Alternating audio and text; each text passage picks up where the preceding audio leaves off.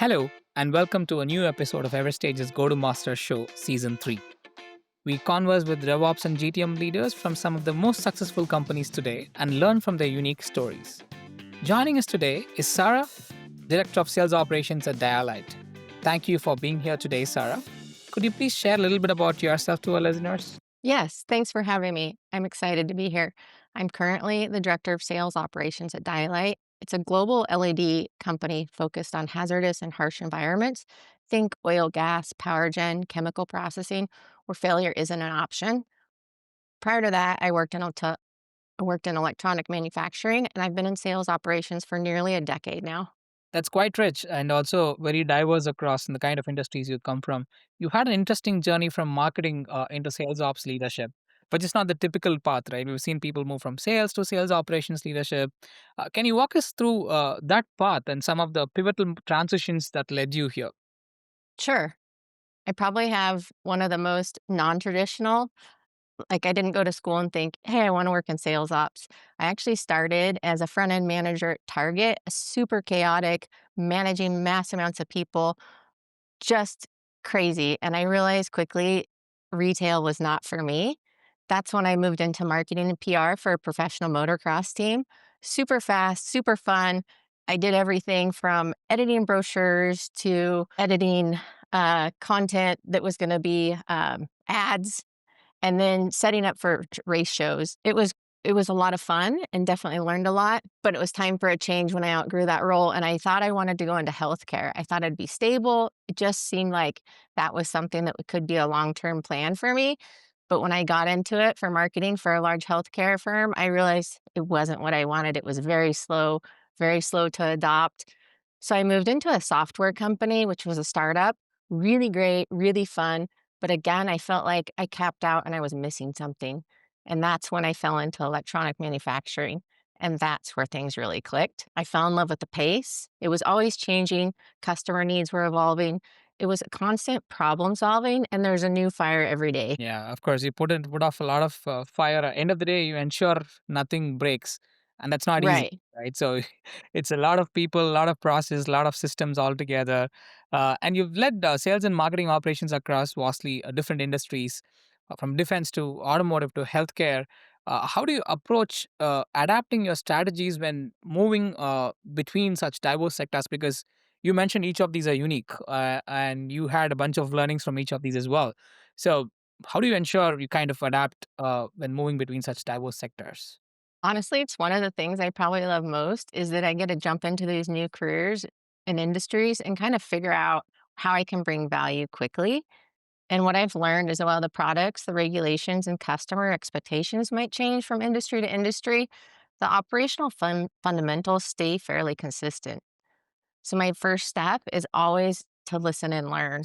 Just really understand what's driving the business, what metrics matter, and where the friction points are across the team. It's not a copy and paste because every company is a little bit different, every business model is different. But realistically, I'm just going in there, listening to their pain points. And it's not just in sales, right? It's really cross functional. I'm talking to finance, I'm talking to customer service, I'm talking to product, talking to engineering. And it's just starting to put all those pieces together. To me, it's like one big puzzle. And I go in there, and it usually starts with sales. You're really finding what their pain points are, but then kind of start pulling it, taking it apart, listening to the other groups, and then really taking the strategy that leadership has defined and putting all of those puzzles together. Yeah, at the end of the day, one size doesn't fit all, but definitely you have a bunch of learnings across these sectors. In your current role at Dialight, you are diving global commercial strategy execution and pricing transformation. What are some key lessons you've learned about aligning cross functional teams? Because it's about people and it's not easy when you align different teams put together towards margin growth. Correct. Yeah. I'd say one of the biggest lessons I've learned is that alignment doesn't really start with the strategy, which is a lot of people think. It's really clarity.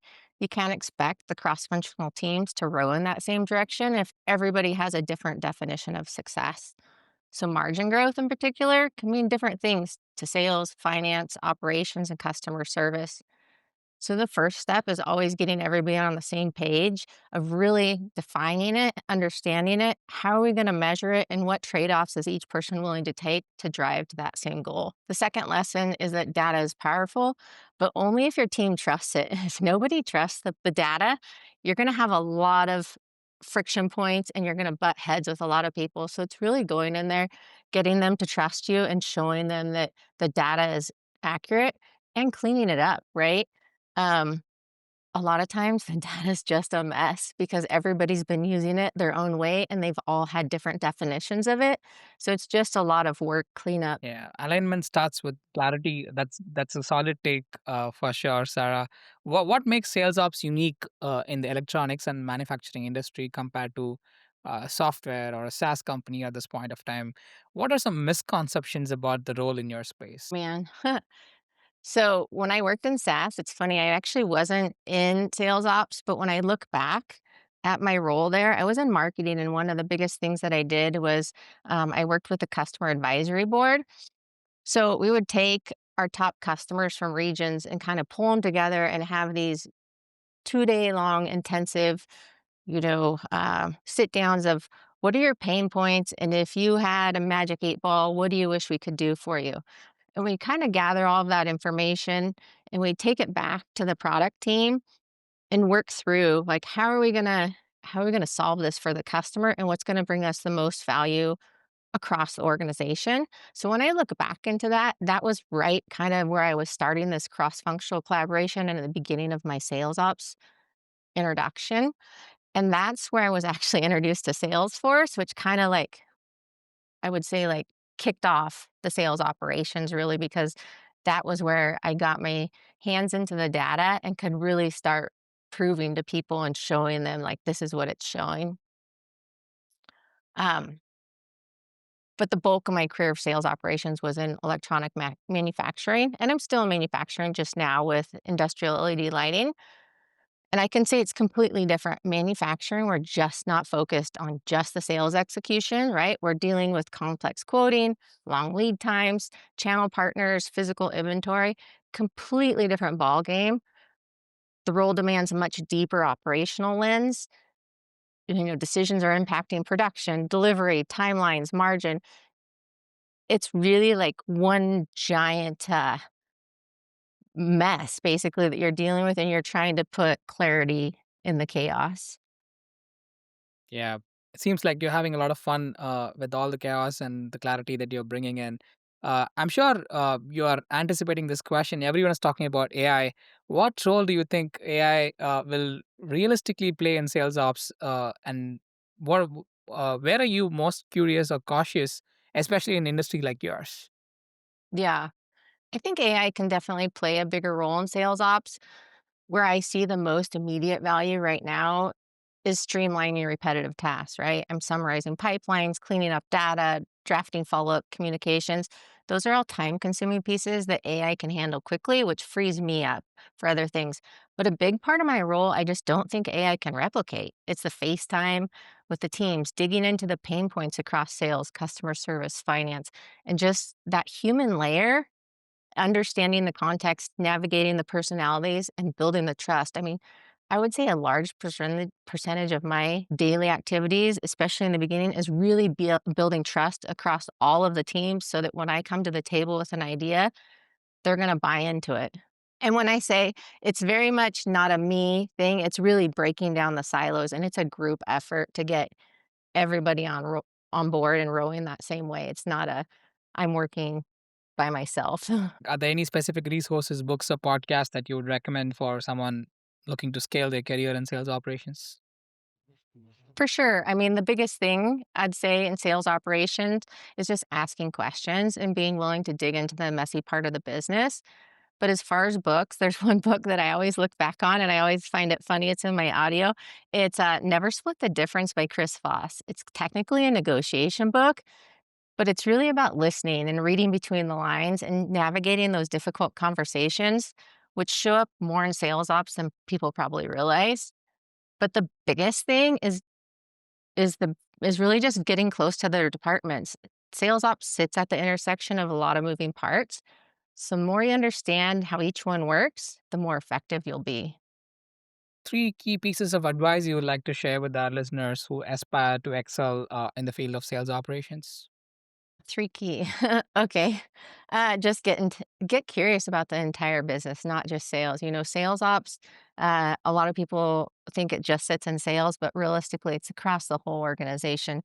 Dig in and understand. If you don't ask questions, uh, you won't understand. But slowly, even every time I step into a new role, it's really listening, and at some point, everything will start click together. Someone will have a problem, and you'll be like, "Yeah, I remember 2 months ago hearing the answer to that over here," and it's just pulling it together. The second one is building structure where there's none. That's what sales ops does. Uh, we're coming into a place of chaos and we're bringing clarity. We're creating a process and we're turning that chaos into something that's scalable. And then the third one is probably just be the calm in the storm. You're walking into a lot of chaos. Sales is going to be passionate about what they have. They have deadlines to meet. Operations is passionate about their role and what their deadlines they have to meet. You have to sit there and be in the calm of the storm and listen to it and figure out how can we solve this and how can we be rational and bring value to the entire organization. Well, that brings us to the end of this insightful episode. Go to Masters. Big thanks to Sarah for sharing her experiences and valuable insights. Thank you. Remember, you can tune in every week to learn more from the game changers driving hypergrowth companies across the globe. Go to Masters is brought to you by Everstage, your trusted partner for transforming the way businesses handle sales commissions. I'm your host, signing off.